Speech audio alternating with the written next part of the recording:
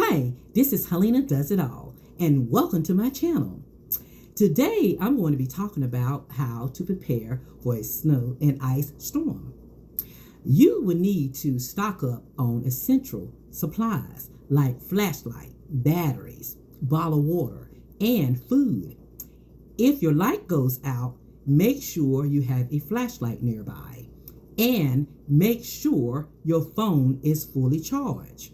Wear warm clothing and make sure you have blankets and, if necessary, a backup power source. Keep your gas tank full and avoid traveling. Make sure you stay in touch with family. Make sure they are okay. Being safe is so important.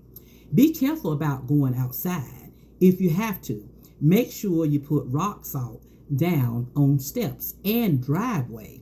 And make sure your pets are warm and safe, especially if they are outside, and have enough water and food for them. I hope this video was helpful. Please like and subscribe.